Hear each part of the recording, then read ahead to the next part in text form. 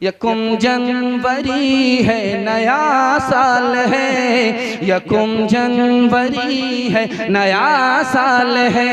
दिसंबर में पूछूंगा क्या हाल है, बताने लगा रात बूढ़ा फकीर, ये दुनिया हमेशा से कंगाल है।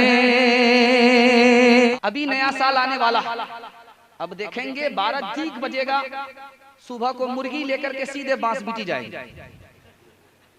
वो मुर्गी क्या है? चखना और ऊपर से पखना। दारू पी करके नया साल मना रहे। ये बताइए, जब बिस्मिल्लाह खराब हो गया तो साल अच्छा होगा? अल्लाह के बंदे, साल शुरू होने वाला था, बिस्मिल्लाह तो अच्छा करते। अब दारू की घोट तुम्हारे नीचे, हलक के नीचे आ गई, अब तुम्हारा साल अच्छा होगा? जब बिस्मिल्लाह ही खराब हो गया तो साल कैसा होगा?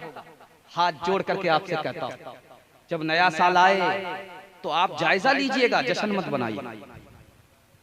जायजा लीजिए हमने क्या पाया क्या खोया, जायजा लीजिएगा हमसे कितना गुनाह हुआ, हमने कितना गलत कमाया, हम कितने गलत माहौल में थे। आप जायजा लीजिए और फैसला कीजिए कि आइंदा गुनाह नहीं करेंगे, गलत नहीं कमाएंगे, गलत माहौल में नहीं जाएंगे। यही 3 काम करना है, आपका 2022 अच्छा जाए। जब अमाल अच्छे होते हैं तो साल अच्छा होता है, जब अमाल अच्छे नहीं होते तो साल अच्छा नहीं होता। अब मैं आपको बताने के लिए जा रहा हूं, नया साल आया, आपने सड़कों पर लिखा नया साल मुबारक, आपने गुब्बारा उड़ाया, पिकनिक के लिए आप बाहर निकल गए, आपको क्या नुकसान होगा मैं आपको बताने के लिए जा रहा हूं। इमाम औज़ाई रहमतुल्लाह अलैह फरमाते हैं, जब तुम मर जाओगे, कब्र में लोग तुम्हें दफन करेंगे, तुम्हारा चेहरा किबले की तरफ रख करके आएंगे, लेकिन अल्लाह तुम्हारे किबले से चेहरे को मोड़ देगा, क्योंकि जिंदगी में तुमने नबी की सुन्नत से मुंह मोड़ा। आपको नुकसान क्या होगा मैं आपको बताने के लिए जा रहा हूं। नया साल मनाने वाले कान खोल करके सुन लीजिए, आप ईसाई नहीं हैं, मुसलमान हैं। नबी के तरीके के लिए आपको अल्लाह ने भेजा है, ईसाइयों के तरीके को कबूल करने के लिए नहीं भेजा। अल्लाह के रसूल ने कहा, तुम मेरे तरीके को कबूल करना, मेरे तरीके को मत छोड़ना, ईसाई के तरीके को कबूल मत करना, वरना तुम मुसलमान नहीं रहोगे, यहूदी और ईसाई हो जाओगे। तुम अपनी माँ से जिना करोगे जैसे वो जिना करते हैं। मैं तुम्हारा नबी नहीं, तुम मेरे उम्मती नहीं। एक तजर्बे की बात आप देख लीजिए, जो आदमी फर्ज छोड़ता है वो वाजिब भी छोड़ देता, जो वाजिब छोड़ता है वो सुन्नत भी छोड़ देता, जो सुन्नत को पकड़ता है उसका वाजिब नहीं छूटता, जो सुन्नत को पकड़ता है उसका फर्ज नहीं छूटता। तजर्बा करके देख लीजिए। लेकिन आपने फर्ज छोड़ा, आपने वाजिब छोड़ा, आपकी सुन्नत छूट गई। शाह अब्दुल अजीज रहमतुल्लाह अलैह कहते हैं, अल्लाह तुम्हें अपनी पहचान से महरूम कर देगा। इंशाअल्लाह नए साल में जायजा लेंगे, जश्न नहीं मनाएंगे। हाथ उठाइए इंशाअल्लाह। यकुम जनवरी है नया साल है, यकुम जनवरी है नया साल है। दिसंबर में पूछूंगा क्या हाल है, बताने लगा रात बूढ़ा फकीर, ये दुनिया हमेशा से कंगाल है।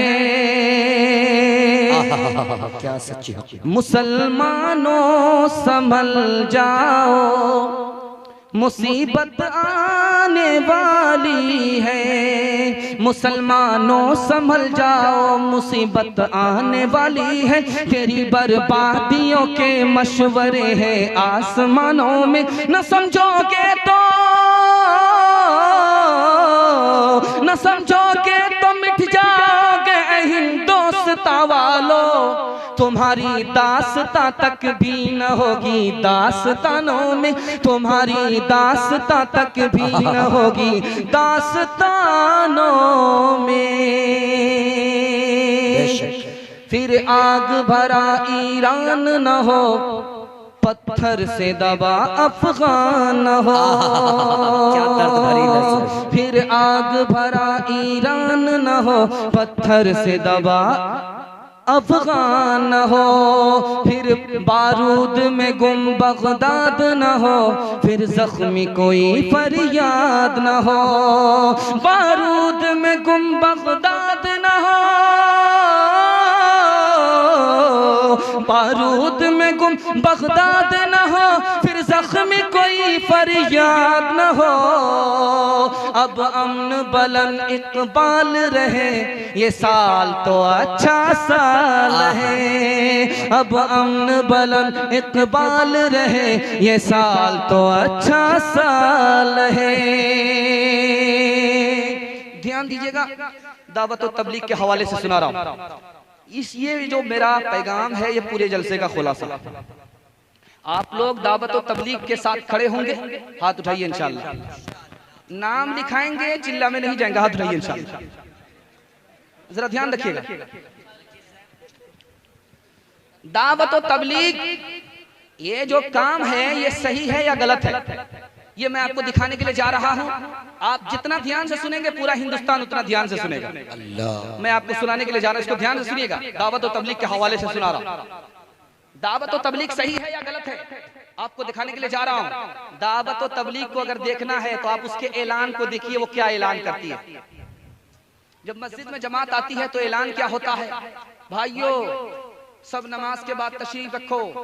अल्लाह ताला ने दीन दुनिया दोनों की कामयाबी दीन की मेहनत में रखी है। ऐलान में दीन की मेहनत का हवाला है। ये हवाला बताता है कि दावत और तबलीग गलत नहीं है, सही है, सही है, सही है। दावत और तबलीग सही है या गलत है, आप अपने दिल को मजबूत कीजिए, मैं दिखाने के लिए जा रहा हूं। आप दावत और तबलीग वाले के बयान को देखिए, क्या बयान करता है। उनके बयान में दावत का हवाला होता है।